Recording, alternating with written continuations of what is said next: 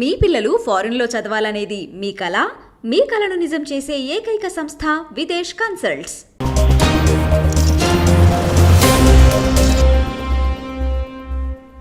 ఇప్పటికే తెలంగాణలో అధికారం కోల్పోయిన ఆవేదనతో, బాధతో ఒకవైపు మాజీ ముఖ్యమంత్రి కేసీఆర్ కుంగిపోతుంటే, ఢిల్లీలో దాదాపు ఒక 2 దశాబ్దాలకు పైగా ఆయన నివసించిన ఢిల్లీలోని తుగ్లక్ రోడ్ 23 ఆ నంబరు నివాసాన్ని తెలంగాణ ముఖ్యమంత్రి రేవంత్ రెడ్డికి కేటాయిస్తూ కేంద్ర ప్రభుత్వం ఆదేశాలు జారీ చేసింది.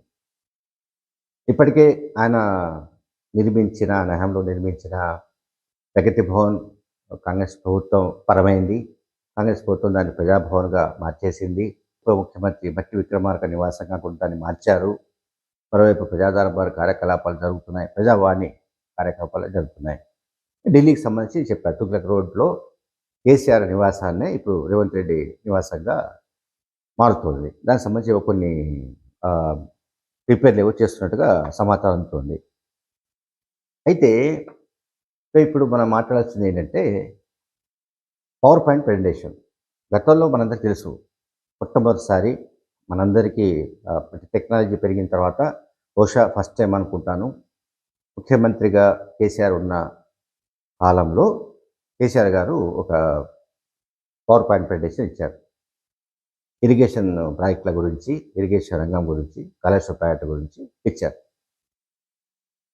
అయితే రేపు అంటే బుధవారం నాడు మళ్ళీ ప్రారంభం కాబోతున్న అసెంబ్లీ సమావేశాల్లో పవర్ పాయింట్ ప్రెజెంటేషన్ ఇవ్వడానికి ముఖ్యమంత్రి రేవంత్ రెడ్డి గారు నిర్ణయించారు. ముఖ్యమంత్రి రేవంత్ రెడ్డి గారు ఇచ్చే పవర్ పాయింట్ ప్రెజెంటేషన్లో ఉండేది ఏంటంటే, రాష్ట్ర ఆర్థిక పరిస్థితి ఇప్పుడు ఎట్లా ఉంది, అట్లాగే కేసీఆర్ హయాంలో వ్యవస్థలన్నీ ఎట్లా ధ్వంసమైపోయాయి, అప్పులు ఏ రకంగా పెరిగిపోయాయి, రాష్ట్ర ప్రభుత్వాన్ని ఏ రకంగా దివాళా తీశారు, కేసీఆర్ ప్రభుత్వం ఎట్లా దివాళా తీసింది, సో దాని నుంచి బయటపడడానికి తమకున్న మార్గాలు ఏమిటి, తాము ఎట్లా ముందుకు వెళ్ళాలని అనుకుంటున్నాము, ఈ వివరాలన్నీ కూడా అప్పులు, ఆస్తులు, సంపద, అట్లాగే ఆదాయ వనరులు, కాంగ్రెస్ ప్రభుత్వం ఏం చేయాలనుకుంటుంది, కాంగ్రెస్ ప్రభుత్వం దగ్గర ఉన్న ప్రణాళికలు ఏమిటి, ఇవన్నీ కూడా ఆయన పవర్ పాయింట్ ప్రెజెంటేషన్లో రేవంత్ రెడ్డి గారు ఇవ్వాలని అనుకుంటున్నారు. అంటే గతంలో సేమ్ కేసీఆర్ ఎట్లయితే కాళేశ్వరం గురించి, ఇరిగేషన్ గురించి ఇచ్చారో, ఇప్పుడు సరిగ్గా అదే నమూనాలో అసెంబ్లీలో పవర్ పాయింట్ ప్రెజెంటేషన్కి ఏర్పాట్లు జరుగుతున్నాయి.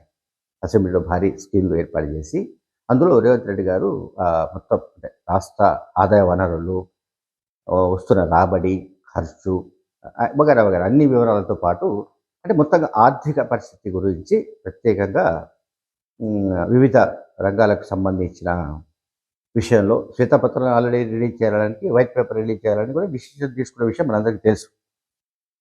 సో కాంగ్రెస్ ప్రభుత్వం గత ప్రభుత్వం అంటే కేసీఆర్ ప్రభుత్వం అమలు చేసిన పథకాలను అమలు చేస్తూనే 6 గ్యారంటీలను అమలు చేయవలసిన పరిస్థితి ఉన్న విషయం మనకు తెలుసు.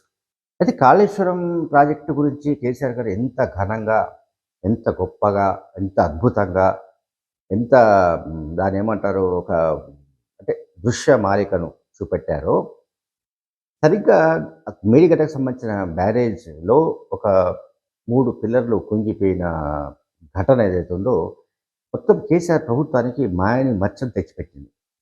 కేసీఆర్ ప్రభుత్వానికి మాయని మచ్చ లాంటిది అది, అంతకుమించి ఇంకొకటి అనడానికి లేదు.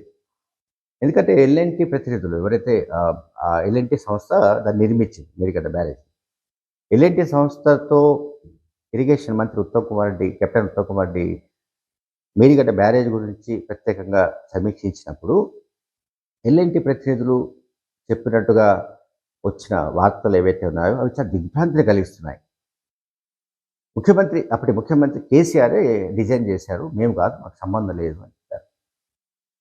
రాజకీయ నాయకుడిగా చాలా అనుభవం ఉన్న కేసీఆర్ అట్లాగే అనేక రంగాల్లో ఆయనకు పట్టు ఉండొచ్చు, మనం కాదనడానికి లేదు.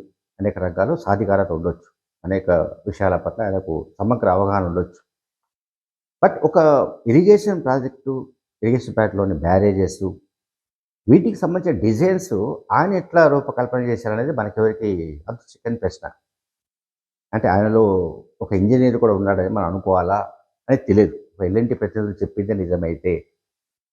అయితే మొత్తంగా ఏంటి నేను ముందే చెప్పినట్టుగా ఇది ఆయన ఎంత అద్భుతంగా కాళేశ్వరం గురించి అది గొప్ప వరప్రదాయనని ప్రెజెంటేషన్ ఇచ్చారో, దానికి విరుద్ధంగా ఇప్పుడు కొన్ని పరిణామాలు జరుగుతున్నాయి. మేడిగడ్డ బ్యారేజ్ కుంగిపోవడం, అంటే 2, 3 పిల్లలు కుంగిపోయిన ఘటన పైన ఆల్రెడీ జ్యుడిషియల్ విచారణ జరిపిస్తామని ముఖ్యమంత్రి రేవంత్ రెడ్డి ఇదివరకే ప్రకటించారు.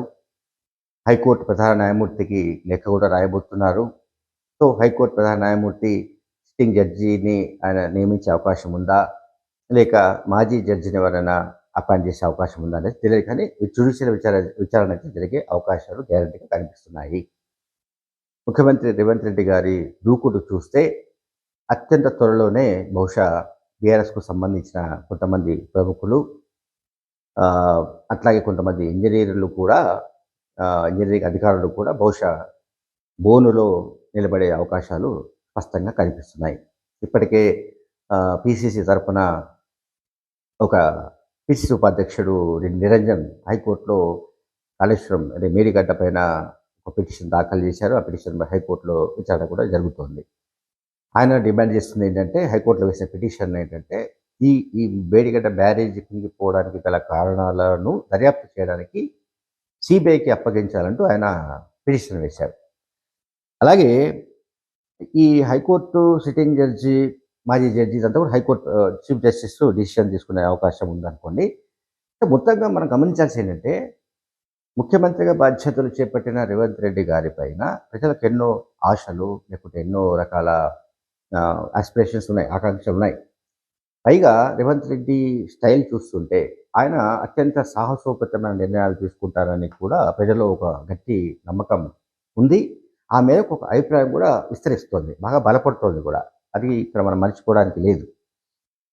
అయితే రేవంత్ రెడ్డి గారు తలపెట్టిన ఏదైతే రేపు పవర్ పాయింట్ ప్రెజెంటేషన్ ఉందో, దానికి కౌంటర్గా మేము కూడా పవర్ పాయింట్ ప్రెజెంటేషన్ ఇస్తాము, మాకు కూడా అనుమతించాలంటూ మాజీ మంత్రి హరీష్ రావు మంగళవారం రోజు రాష్ట్ర శాసనసభ స్పీకర్కు ఒక వినతి పత్రాన్ని ఇచ్చాడు. అయితే ఆ వినతి పత్రం మేరకు అంటే ఆ వినతి పత్రం ఆధారంగా బీఆర్ఎస్ శాసనసభ పక్షానికి కూడా పవర్ పాయింట్ ప్రెజెంటేషన్ ఇవ్వడానికి సంబంధించిన అనుమతి ఇవ్వడం ఇవ్వకపోవడం అన్నది స్పీకర్ విచక్షణ బట్టి ఉంటుంది. కానీ ప్రభుత్వం అనుమతి లేకుండా, అంటే ప్రభుత్వానికి తెలియకుండా, లేదంటే ప్రభుత్వం ఆమోదించకుండా స్పీకర్ అటువంటి నిర్ణయం తీసుకుంటారని నేనైతే అనుకోవడం లేదు. ప్రతిపక్షానికి అటువంటి అవకాశం ఇస్తారని కూడా అనుకోవడానికి లేదు. ఎందుకంటే ఇక్కడ సబ్జెక్ట్ ఏంటంటే, సరే మొన్న కూడా మనం చూసాం అసెంబ్లీలో వాదోపవాదాలు ఎట్లా జరిగాయంటే, ఒకవైపేమో రాష్ట్రమంతా దివాలా తీసింది, అప్పుల పాలైపోయిందని ఒకవైపు రేవంత్ రెడ్డి ఇతర మంత్రులు ఆర్గ్యూ చేస్తుంటే అసెంబ్లీలో, కాదు మేము సంపద సృష్టించాము, అవి అప్పులు కాదు ఆస్తులు అని చెప్పడానికి బీఆర్ఎస్ శాసనసభ్యులు ప్రయత్నించారు. బహుశా రాష్ట్ర ఆర్థిక పరిస్థితి అనండి, కాళేశ్వరం లాంటి ఇష్యూస్ అనండి, వీటన్నిటి గురించి Revanth Reddy power point presentation ఇస్తే, దానికి కౌంటర్గా తాము కనుక పవర్ పాయింట్ ప్రెజెంటేషన్ ఇవ్వలేకపోతే